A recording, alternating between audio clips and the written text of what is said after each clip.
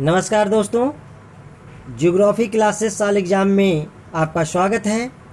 आज मैं आपको भारत के भूगोल में भारत की भूवैज्ञानिक संरचना के संदर्भ में बताऊंगा।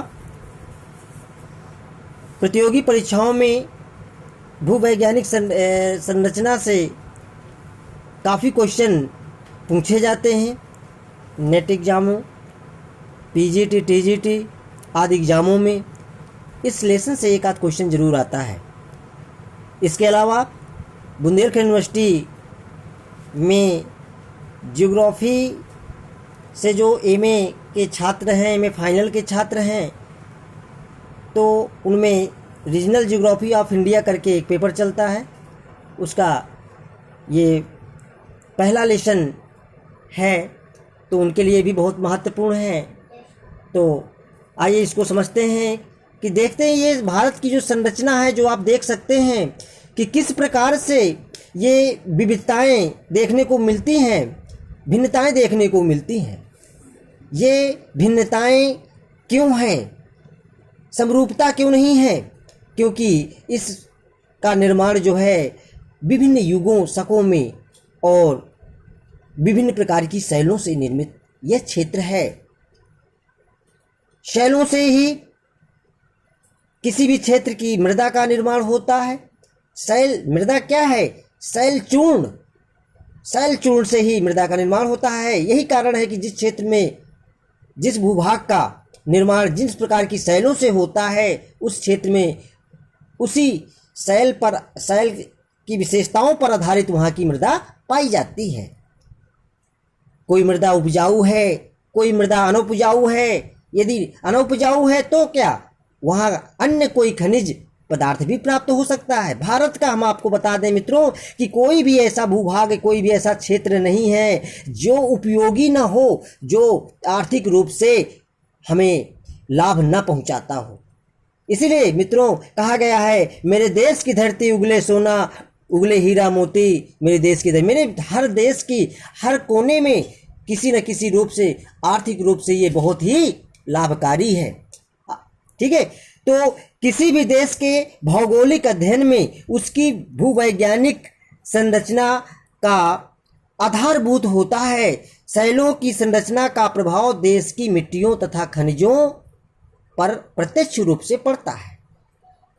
इसलिए देश की कृषि, औद्योगिक विकास एवं आर्थिक प्रगति भी परोक्ष रूप से शैलों की भूवैज्ञानिक संरचना पर निर्भर करती है। औषधि शैलों शैलें तीन प्रकार की होती हैं।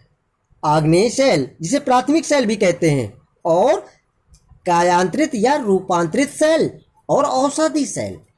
तो हर शैल की अपनी अलग विशेषताएं हैं। जो औषधि शैलें हैं, तो औषधि शैलों द्वारा निर्मित जलोढ़ मिट्टियां कृषि के लिए अधिक उपयोगी होती हैं। किंतु प्राचीन कौन, यहाँ की, यह हमारा प्राचीन भूखंड है ना, या प्रायद्वीपीय पठार, जो हमने प्रायद्वीपीय भारत पिछले वीडियो में मैंने बताया था इसको।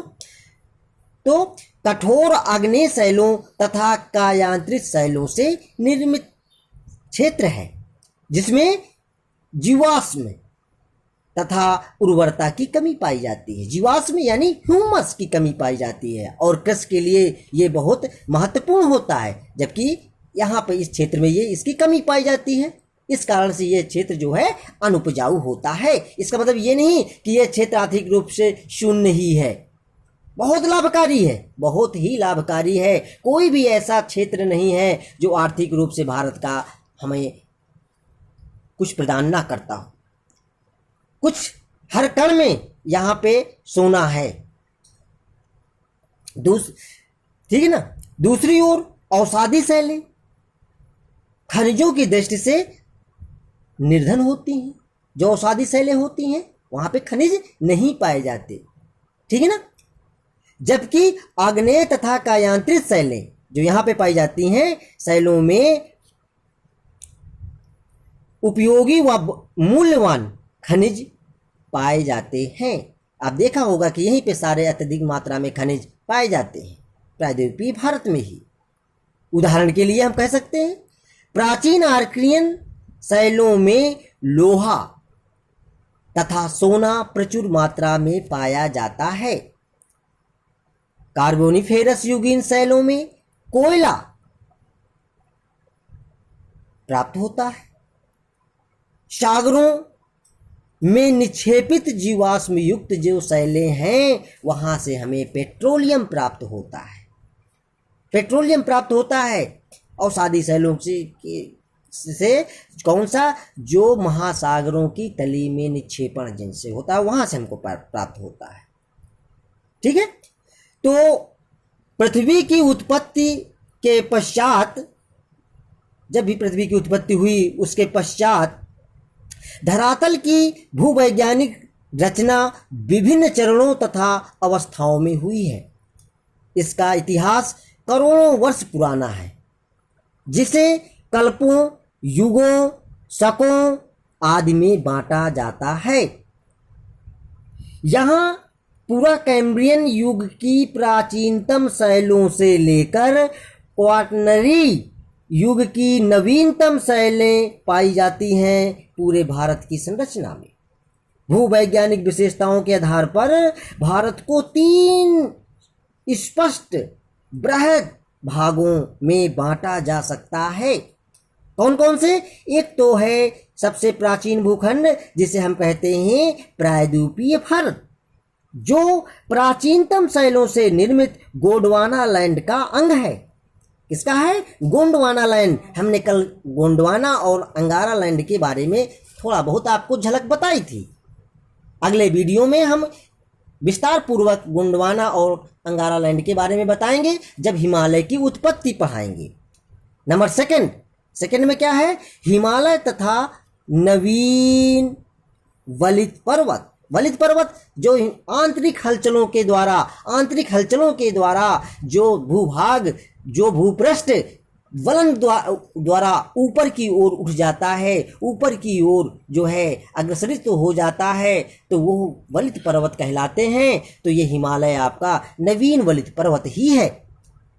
ठीक है, जो सागरों में निक्षेपित नवीन अवसादी शैलों से निर्मित है। कौन सी शैलों से? अवसादी शैलों से निर्मित है। तथा तीसरा आपका भाग आ जाता है जो इन दोनों भूखंडों के निर्माण के पश्चात दोनों के मध्य गंगा, सिंधु नदी, गंगा नदी और ब्रह्मपुत्र यहां से प्रवेश करती है। ब्रह्मपुत्र नदी, इसके द्वारा, इन नदियों के द्वारा लाए गए अवसादों के निक्षेपण से इस मैदान का निर्माण होता है, जिन्हें नवीन जलोढ़ के निक्षेपों से यह क्षेत्र बनता है। यह क्षेत्र कृषि के लिए बहुत उपयोगी है। इन दोनों भूखंडों से अपर्दन द्वारा नदियां अपने